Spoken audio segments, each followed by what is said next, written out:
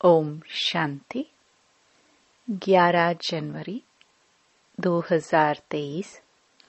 बाबा के महावाक्य।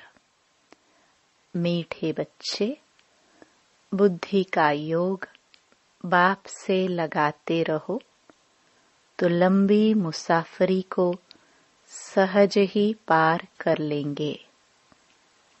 प्रश्न: बाप पर कुर्बान जाने के लिए किस बात का त्याग जरूरी है? उत्तर: देह अभिमान का। देह अभिमान आया तो मरा, व्यभिचारी हुआ, इसलिए कुर्बान होने में बच्चों का हृदय विदीर्ण होता है। जब कुर्बान हो गए तो उस एक की ही याद रहे, उन पर ही बलिहार जाना है, उनकी ही श्रीमत पर चलना है। गीत रात के राही। ओम शांति। भगवान वाच। भगवान अपने बच्चों को राजयोग और ज्ञान सिखला रहे हैं। यह कोई मनुष्य नहीं। गीता में लिखा हुआ है, श्री कृष्ण भगवान वाच। अब श्री कृष्ण सारी दुनिया को माया से लिबरेट करे, यह तो संभव नहीं है। बाप ही आकर बच्चों प्रति समझाते हैं। जिन्होंने बाप को अपना बनाया है और बाप के सम्मुख बैठे हैं, श्री कृष्ण को बाप नहीं कहा जा सकता। बाप को कहा जाता है परम पिता, परम धाम में रहने वाला। आत्मा इस शरीर द्वारा भगवान को याद करती है। बाप बैठ समझाते हैं कि मैं तुम्हारा बाप परम धाम में रहने वाला हूँ। मैं सभी आत्माओं का बाप हूँ। मैंने ही कल्प पहले भी बच्चों को आकर सिखाया था कि बुद्धि का योग मुझ परम पिता से लगाओ। आत्माओं से बात की जाती है। आत्मा जब तक शरीर में न आए तो आंखों द्वारा देख न सके, कानों द्वारा सुन न सके। आत्मा बिना शरीर के जड़ हो जाता है। आत्मा चैतन्य है, गर्भ में बच्चा है, परंतु जब तक उसमें आत्मा ने प्रवेश नहीं किया है तब तक चुरपुर नहीं होती। तो ऐसी चैतन्य आत्माओं से बाप बात करते हैं। कहते हैं, मैंने ये शरीर लोन पर लिया है। मैं आकर सभी आत्माओं को वापस ले जाता हूँ। फिर जो आत्माएं सम्मुख होती हैं, उन्हों को राजयोग सिखाता हूँ। राजयोग सारी दुनिया नहीं सीखेगी। कल्प पहले वाले ही राजयोग सीख रहे हैं। अब बाबा समझाते हैं, बुद्धि का योग बाप के साथ अंत तक लगाते रहना है। इसमें अटकना नहीं है। स्त्री पुरुष होते हैं तो पहले एक दो को जानते भी नहीं है। फिर जब दोनों की सगाई हो जाती है, फिर कोई 60-70 वर्ष भी इकट्ठे रहते हैं, तो सारे जीवन जिस्म जिस्म को याद करते रहते हैं। वो कहेगी ये मेरा पति है, वो कहेगा ये मेरी पत्नी है। अब तुम्हारी सगाई हुई है निराकार से। निराकार बाप ने ही आकर सगाई कराई है। कहते हैं, कल्प पहले मुहाफिक तुम बच्चों को ही अपनी साथ सगाई कराता हूँ। मैं निराकार इस मनुष्य सृष्टि का बीज रूप हूँ। सभी कहेंगे ये मनुष्य सृष्टि गॉड फादर ने रची है। तो तुम्हारा बाप सदैव परम धाम में रहते हैं। अभी कहते हैं मुझे याद करो। मुसाफिरी लंबी होने कारण बहुत बच्चे थक पड़ते हैं। बुद्धि का योग पूरा लगा नहीं सकते। माया की बहुत ठोकरें खाने से थक पड़ते हैं, मर भी पड़ते हैं, फिर हाथ छोड़ देते हैं। कल्प पहले भी ऐसे ही हुआ था। यहाँ तो जब तक जीना है तब तक याद करना है। स्त्री का पति मर जाता है तो भी याद करती रहती हैं। ये बाप व पति ऐसे छोड़कर जाने वाला तो नहीं है। कहते हैं मैं तुम सजनियों को साथ ले जाऊंगा, परंतु इसमें समय लगता है। थकना नहीं है। पापों का बोझा सिर पर बहुत है। वो योग में रहने से ही उतरेगा। योग ऐसा हो जो अंत में बाप व साजन के सिवाय और कोई याद ना पड़े। अगर और कुछ याद पड़ा तो व्यभिचारी हो गया, फिर पापों का दंड भोगना पड़े। इसलिए बाप कहते हैं परम धाम के राही थक मत जाना। तुम जानते हो मैं ब्रह्मा द्वारा आदि सनातन देवी देवता धर्म की स्थापना कर रहा हूँ और शंकर द्वारा सभी धर्मों का विनाश कराता हूँ। अभी कॉन्फ्रेंस करते रहते हैं तो सभी धर्म मिलकर एक कैसे हो जाए, सभी शांत में कैसे रहे, उसका रास्ता निकाले। अब अनेक धर्मों की एक मत तो हो नहीं सकती। एक मत से तो एक धर्म की स्थापना होती है। वो सभी धर्म सर्वगुण संपन्न संपूर्ण निर्विकारी हो तब आपस में क्षीर खंड हो सकते हैं। राम राज्य में सभी क्षीर खंड थे। जानवर भी लड़ते नहीं थे। यहाँ तो घर घर में झगड़ा है। लड़ते तब हैं जब उनका कोई धनी धोनी नहीं है। अपने मात पिता को नहीं जानते हैं। गाते भी हैं तुम मात पिता हम बालक तेरे, तुम्हारी कृपा से सुख घनेरे। सुख घनेरे तो अभी है नहीं, तो कहेंगे मात पिता की कृपा नहीं है। बाप को जानते ही नहीं तो बाप कृपा कैसे करे। फिर टीचर के डायरेक्शन पर चले तब कृपा हो। वो तो कह देते सर्वव्यापी है, तो कौन कृपा करे और किस पर करे। कृपा लेने वाला और करने वाला दोनों चाहिए। स्टूडेंट पहले तो आकर टीचर के पास पढ़े, ये कृपा अपने ऊपर करे, फिर टीचर के डायरेक्शन पर चले। पुरुषार्थ कराने वाला भी चाहिए। ये बाप भी है, टीचर भी है, तो सतगुरु भी है। उनको परम पिता, परम शिक्षक, परम सतगुरु भी कहा जाता है। बाप कहते हैं मैं कल्प कल्प ये स्थापना का कार्य कराता हूँ। पतित दुनिया को पावन दुनिया बनाता हूँ। वर्ल्ड ऑलमाइटी अथॉरिटी है ना, तो वर्ल्ड अथॉरिटी का राज्य कायम करते हैं। सारी सृष्टि पर एक ही लक्ष्मी नारायण का राज्य था।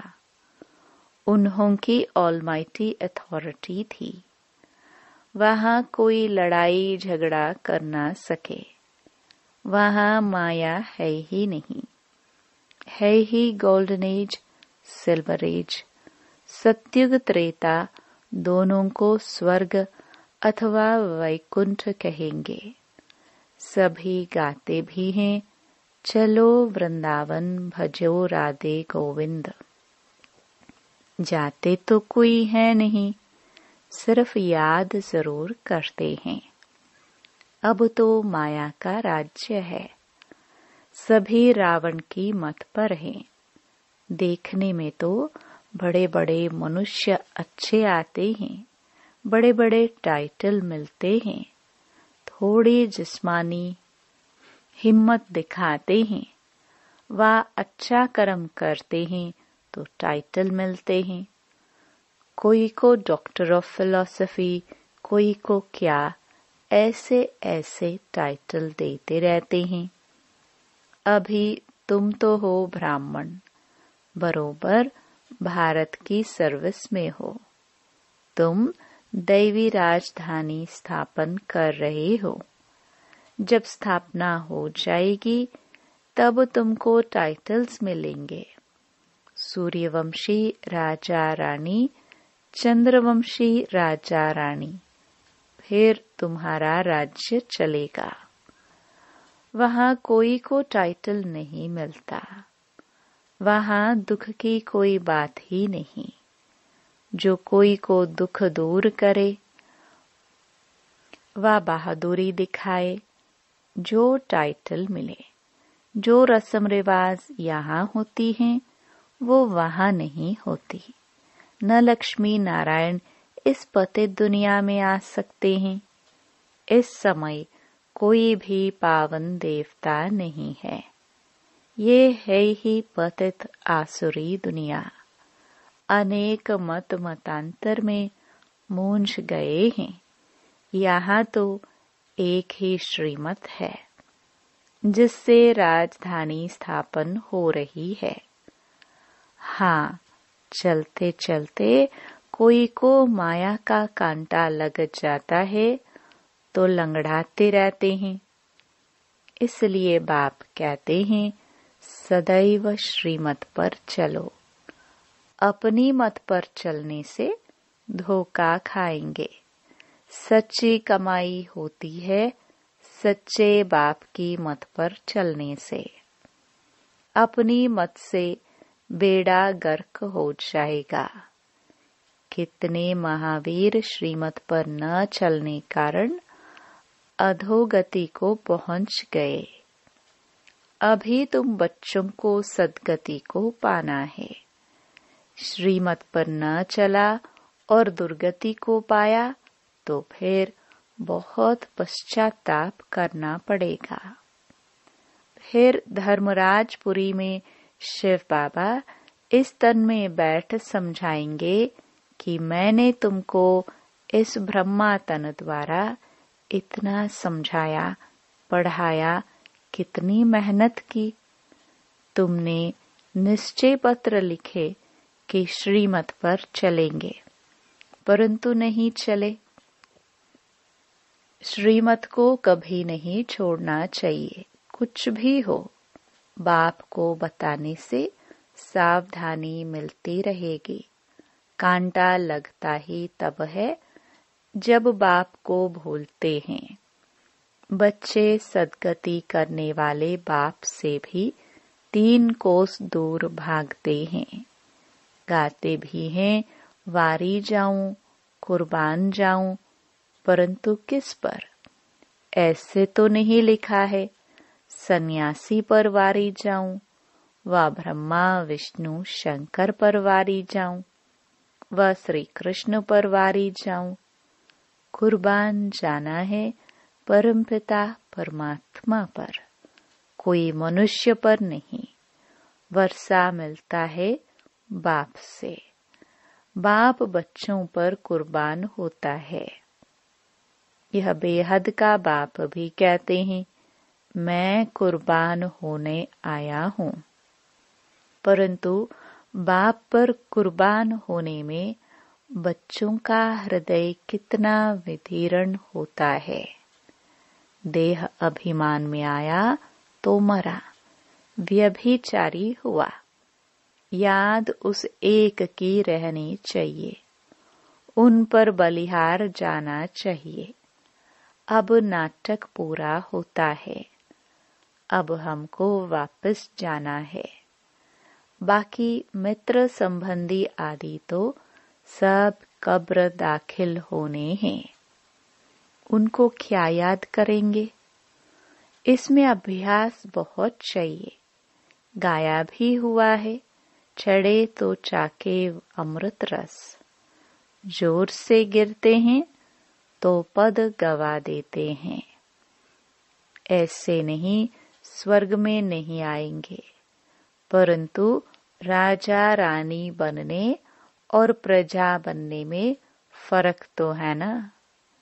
यहाँ का भील भी देखो, मिनिस्टर भी देखो, फर्क है ना। इसलिए पुरुषार्थ पूरा करना है।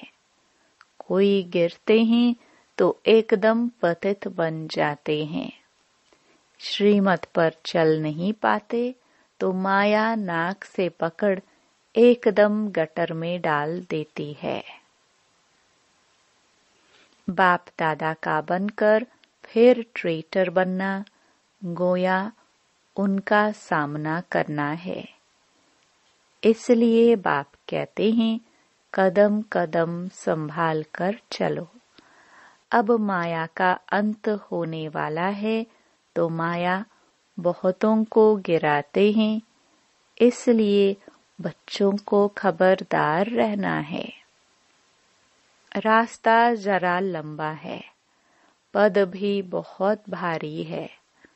अगर ट्रेटर बना तो सजा भी भारी है।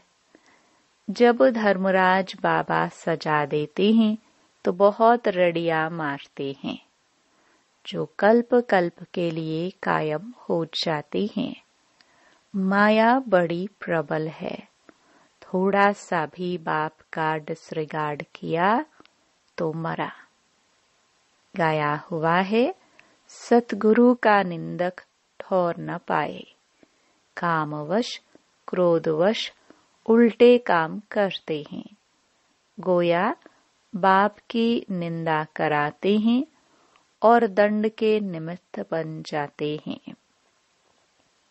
अगर कदम कदम पर पद्मों की कमाई है तो पद्मों का घाटा भी है। अगर सर्विस से जमा होता है तो उल्टा विक्रम से ना भी होती है। बाबा के पास सारा हिसाब रहता है। अब सम्मुख पढ़ा रहे हैं तो सारा हिसाब जैसे उनकी हथेली पर है। बाप तो कहेंगे शल कोई बच्चा शिव बाबा का डिसरिगार्ड न करे, बहुत विकर्म बनते हैं। यज्ञ सेवा में हड्डी हड्डी देनी पड़ती है। दधीची ऋषि का मिसाल है ना, उसका भी पद बनता है। नहीं तो प्रजा में भी भिन्न भिन्न पद हैं। प्रजा में भी नौकर चाकर सभी चाहिए। भल वहाँ दुख नहीं होगा, परंतु नंबरवार पद तो है ही। अच्छा, मीठे मीठे सिखिलदे बच्चों प्रति माता पिता बाप दादा का याद प्यार और गुड मॉर्निंग। रूहानी बाप की रूहानी बच्चों को नमस्ते। धारणा के लिए मुख्य सार। पहला, याद की यात्रा में थकना नहीं है। ऐसी सच्ची याद का अभ्यास करना है जो अंत समय में बाप के सिवाय कोई भी याद न आए। दूसरा, सच्चे बाप की मत पर चल सच्ची कमाई करनी है। अपनी मनमत पर नहीं चलना है। सतगुरु की निंदा कभी भी नहीं करानी है। काम क्रोध के वश कोई उल्टा काम नहीं करना है। वरदान, संकल्प शक्ति द्वारा हर कार्य में सफल होने की सिद्धि प्राप्त करने वाले सफलता मूर्त भव। संकल्प शक्ति द्वारा बहुत से कार्य सहज सफल होने की सिद्धि का अनुभव होता है। जैसे स्थूल आकाश में भिन्न भिन्न सितारे देखते हो, ऐसे विश्व के वायुमंडल के आकाश में चारों ओर सफलता के चमकते हुए सितारे तब दिखाई देंगे जब आपके संकल्प श्रेष्ठ और शक्तिशाली होंगे। सदा एक बाप के अंत में खोए रहेंगे। आपके यह रूहानी नयन, रूहानी मूर्त दिव्य दर्पण बनेंगे। ऐसे दिव्य दर्पण ही अनेक आत्माओं को आत्मिक स्वरूप का अनुभव कराने वाले सफलता मूर्त होते हैं। स्लोगन: निरंतर ईश्वरीय सुखों का अनुभव करने वाले ही बेफिक्र बादशाह है। ओम शांति।